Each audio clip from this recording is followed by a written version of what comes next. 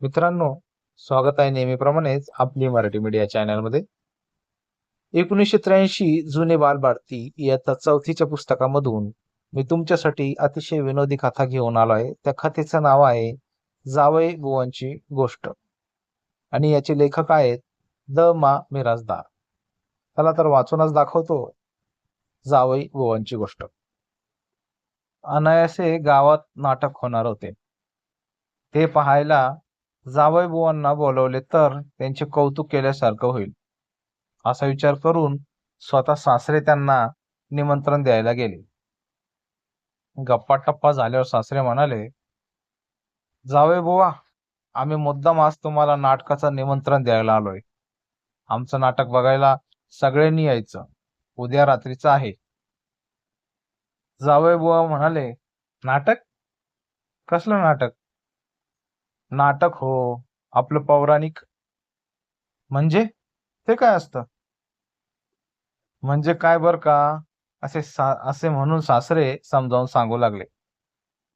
कुठली तरी एक गोष्ट घ्यायची आणि ती सगळ्यांसमोर करून दाखवायची. निरनिराळी माणसं त्यात निरनिराळी कामं करतात. फार मज्जा असते. या आपण पाहायला. कसली गोष्ट असते? कसली असते? आता उद्या कीचक वध करून दाखवणार आहेत. जावईबुवा आश्चर्याने म्हणाले, बापरे, कीचक वध? म्हणजे ठार मारून दाखवणार कीचकाला? खरं ठार मारून नाही दाखवत. आपल्या नाटकातलं. मग कीचकवध कसला आलाय तो? खोटा कीचकवध झाला तो. जावईबुवांनी नापसंती दाखवली. आपल्याला खोट्या गोष्टी नाही बुवा आवडत. खरं खरं पाहिजे. खरा वध दाखवणारा असला तर येतो पाहायला. सासऱ्यांना वाटले की जावईबुवा थट्टा करतायत, म्हणून त्यांनी आश्वासन दिले.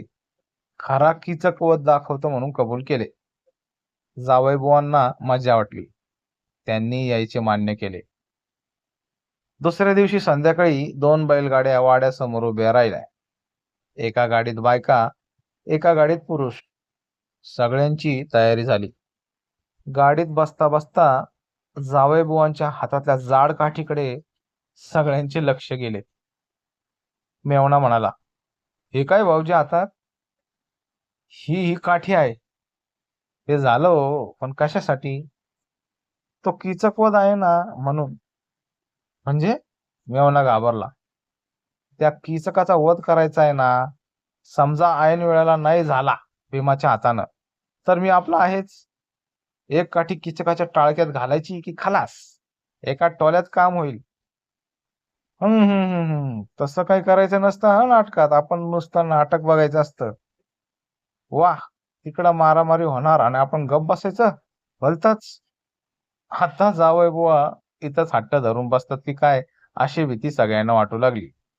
शेवटी सासऱ्याने समजून सांगितले आणि मग जावईबुवांनी नाईलाजाने काठी टाकून दिली. गाड्या निघाल्या. सगळी मंडळी मारुतीच्या देवळासमोर उभारलेल्या तात्पुरत्या थिएटरकडे गेली. थोड्या वेळाने नाटक सुरू झाले. नाटक पाहत असताना सासरे आणि मेहुणा दोघेही जावईबुवांना मध्ये घेऊन हुशारीने बसले होते. तरी पण नाटक जसजसे रंगात येऊ लागले तसतसे जावईबुवा एकसारखे उसळ्या मारू लागले. बल्लवाच्या पाकघरातील गमती पाहताना त्यांना भयंकर हसू आले. इतके की दोनदा तीनदा ते खो खो करून मोठ्यांदा हसले. त्यामुळे लोक त्यांच्याकडे वळून वळून बघू लागले. धर्मराजाचे शांत बोलणे ऐकून त्यांना भारी चीड आली. कीचकाचे काम करणारा नटही बावचळून त्यांच्याकडे पाहायला लागला.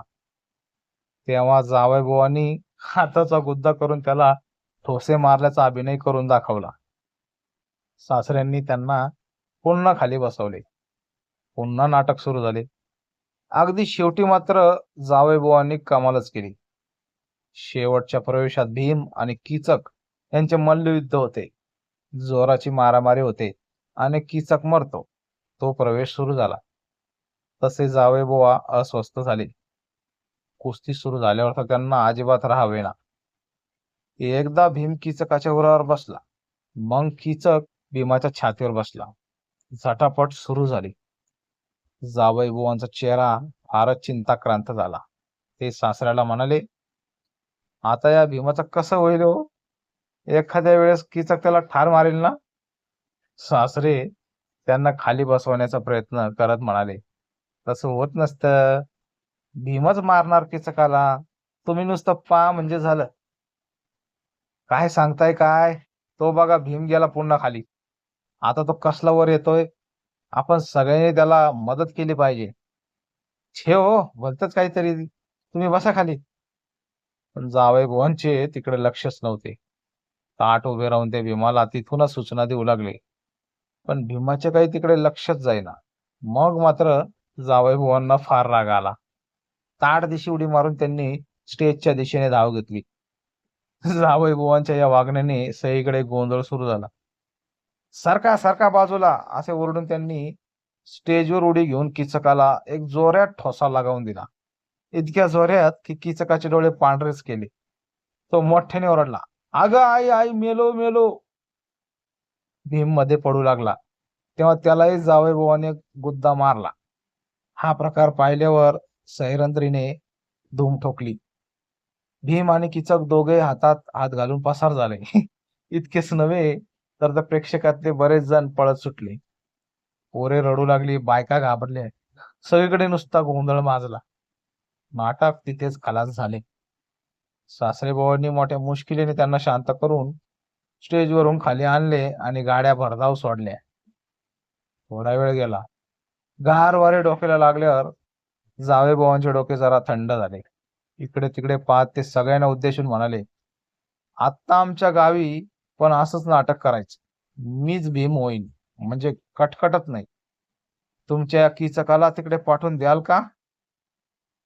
तर मित्रांनो, कसा वाटला तुम्हाला धडा? कमेंट सेक्शन मध्ये जरूर कळवा. धन्यवाद.